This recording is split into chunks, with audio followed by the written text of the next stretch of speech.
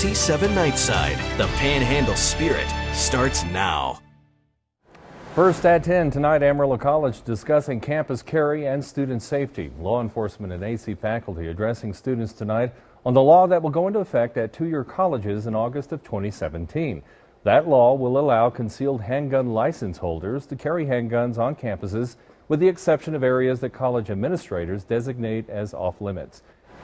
Leading our coverage tonight, a terrifying moment for a father and his 6-year-old son. A night meant for fun at Wonderland Amusement Park ends in fright. The father says a ride malfunction sent him scrambling to save his son. ABC 7's Case Will Banks has all sides of the story. A horrifying mass shooting in Ohio. At least 8 members of a Pike County family are dead, and police are still looking for their killer or killers. The victims all appear to be victims of execution-style gunshots to the head.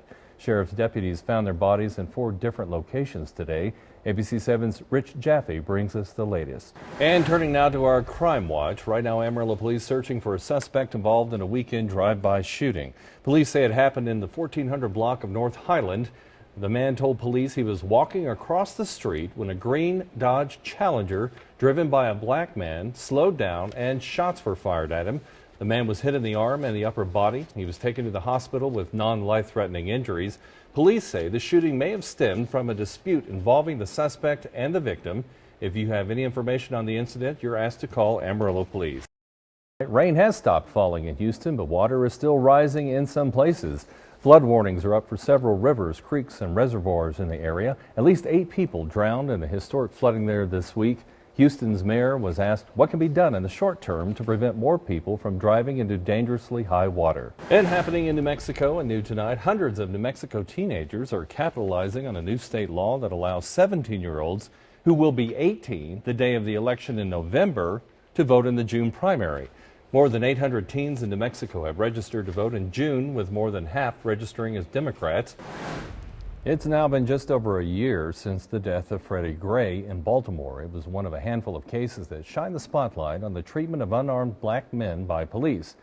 Now there's a debate heating up, with some calling for more accountability by America's police departments and others saying politicians are abandoning police when they should be supporting them. ABC 7's Christine Frizzell has more. Well, happening in Oklahoma and new at 10. Today, the Oklahoma Senate passing a measure that would require doctors to tell parents about the benefits and risks of vaccines before inoculation.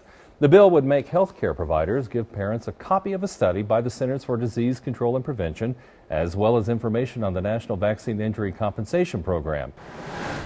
In national news tonight, this isn't your father's NCAA bracket. Daily fantasy sports companies reportedly have made billions of dollars from sports junkies who like to wager on anything from football to golf. ABC 7's Jeff Barn reports on how some states consider regulating an industry that is soaring financially. Of course, a lot of us were down at Caprock today serving those burgers, and as I mentioned, I'm wearing the colors today. Of course, it just happens to be another Longhorn.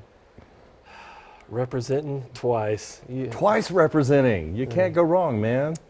You could, but we won't. You could go to A&M. Yeah. See, you had to go there. I went there. I went you there. Did. On a roll. Well, let's take a look at the full moon. I guess it brings out the Longhorns. And looking ahead to the weekend, the Amarillo Civic Center will be transformed into an underwater world, as Martha's Home is hosting the 8th annual Second Chance Prom Saturday night. Our very own Lisa Schmidt will be there emceeing the event that kicks off at 7 tomorrow night in the Civic Center.